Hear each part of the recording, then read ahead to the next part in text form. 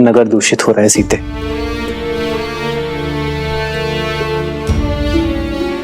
आज एक स्त्री को उसके पति ने केवल इसलिए घर से निकाल दिया क्योंकि उसे उसके चरित्र पर संदेह था, क्योंकि किसी संकट के कारण उसे एक रात्रि घर से बाहर रहना पड़ा।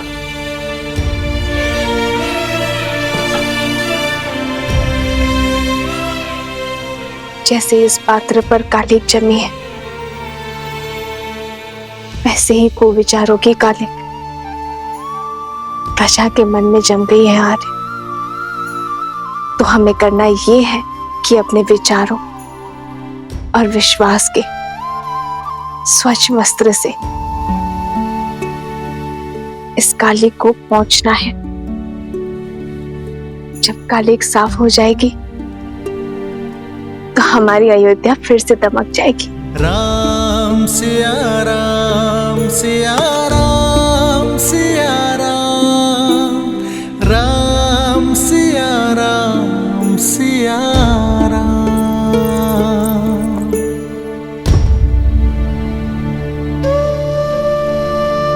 अयोध्या हमारी है आर्य, ये नगर हमारा है आर्य। यदि यहाँ कोई समस्या है तो ये हमारा कर्तव्य है कि हम हर गली में जाकर प्रजा की स्थिति देखें।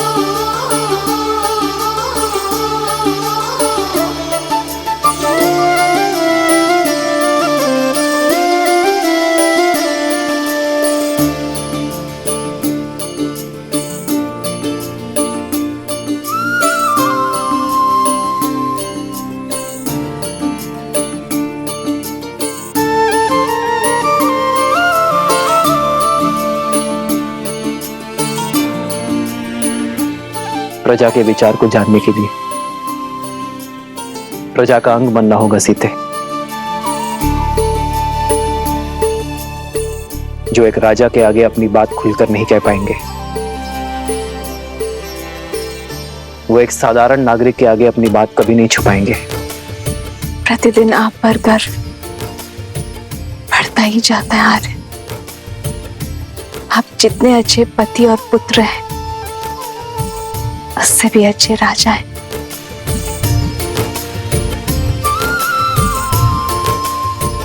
पर तुम मुझे अपनी पत्नी पर है सीते, जो हर विपरीत परिस्थिति में भी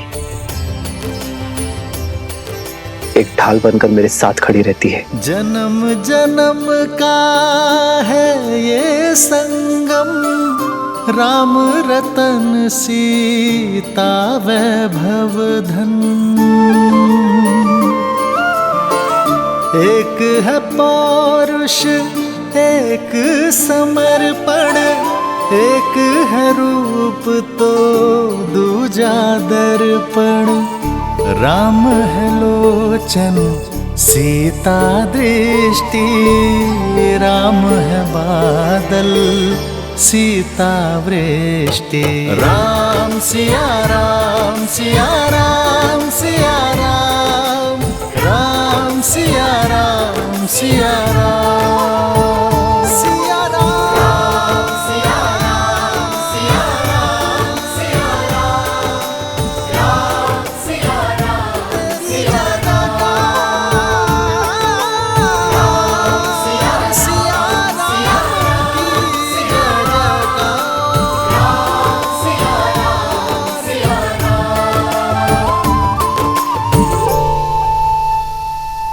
हे महादेव,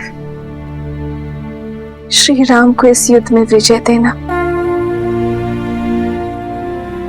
अयोध्या को हर संकट से बचाना। सुना है कि राजा के भाई शत्रुघ्न ने वस्त्रक पर आक्रमण कर दिया है। वही तो, ये कैसा शासन है? जब किसी पर आरोप लगता है तो उसका न्याय किया जाता है, ना कि इसे ऐसे ही कहीं से उसको पकड़ लिया जाता है। प्रजा उचित अनुचित की सीख अपने राजा से ही तो पाती है।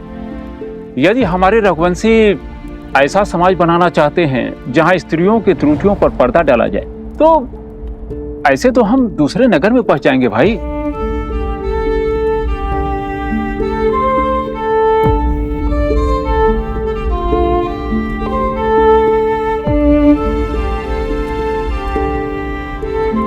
भैया, ये लौकी और कुछ शाक दे देना।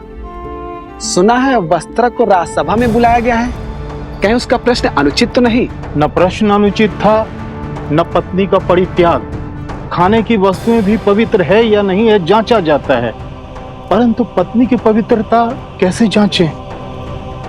पवित्रता का प्रमाण तो खोजना होगा, अन्यथा हम अपनी पत्नी पर संदेह करेंगे और उनसे प्रश्न करेंगे और हमारे भले पूरे परिवार नष्ट हो जाएंगे। जब राज परिवार ने स्वयं ही अनुचित उदाहरण प्रस्तुत कर दिया है तो कोई क्या करे? ये लीजिए भैया।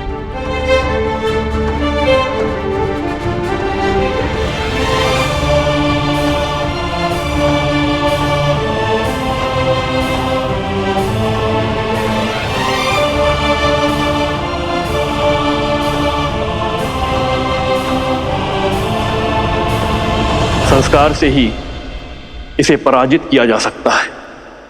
ऐसे संस्कार जो व्यक्ति की चेतना को पवित्र करे और समस्त संसार में संस्कारों को स्थापित करती है, स्त्री शक्ति, अर्थात इस भयंकर असुर को केवल एक स्त्री शक्ति ही पराजित कर सकती है।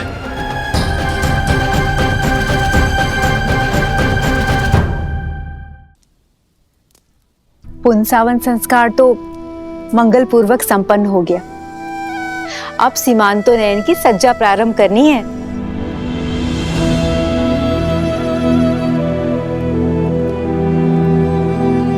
सीता,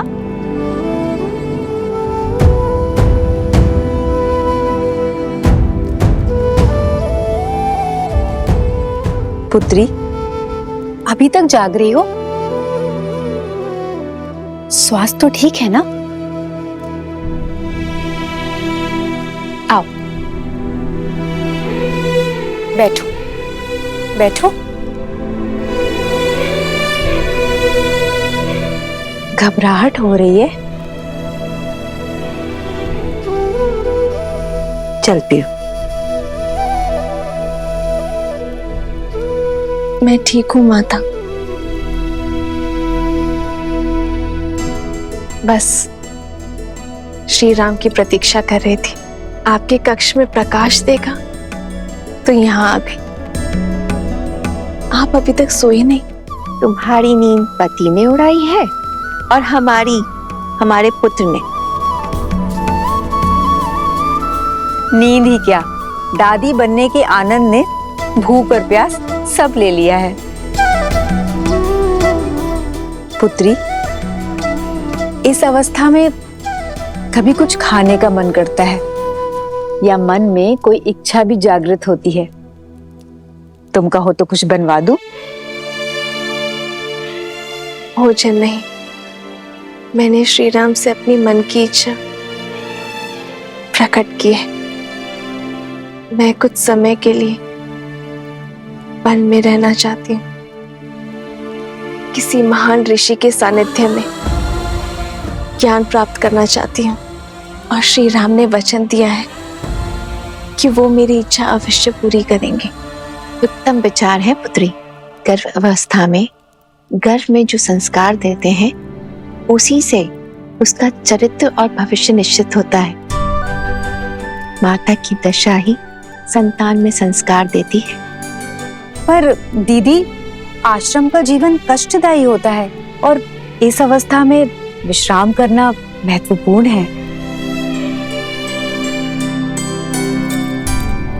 जीवन भर महलों के सुखों ने मुझे वो नहीं सिखाया जो 14 वर्षों के वनवास ने मुझे सिखा दिया। आपकी सीता हर स्थिति में, हर परिस्थिति के अनुरूप ढलने में सक्षम है।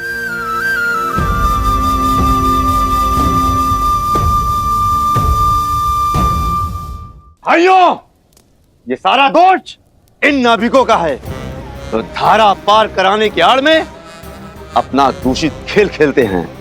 इसीलिए मैंने तो अपनी पत्नी को घर से बाहर निकाल दिया। अब राजा राम को भी चाहिए कि वो भी उस नाविक को नगर के बाहर निकालें। यही न्याय संगत होगा भाइयों, यही न्याय संगत होगा। ये निर्णय लेने वाले तुम होते कौन हो? स्वयं की दृष्टि में दोष है और फल भुगते साधारण नाविक। यदि अपनी पत्नी पर विश्वास नहीं था तो क्यों उसे आने दिया अकेले? अरे सुरक्षा के लिए साथ आना था ना। एक तो चोरी और मुझे डांट दिखाई।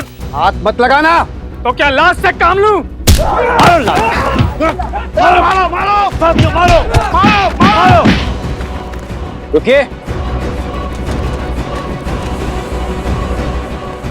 क्या कर रहे हैं आप लोग? अयोध्या का यही यश रह गया अब? आज से पहले कभी भी अयोध्या वासियों का मैंने ऐसा रूप नहीं देखा।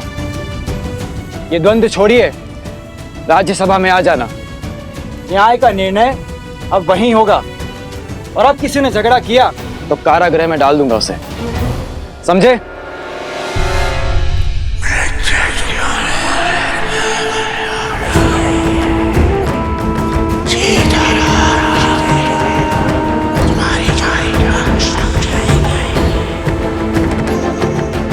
कल का दिन मेरे राज्य के लिए बहुत कठिन होगा। मुझे एक कठिन और कटु निर्णय लेना होगा।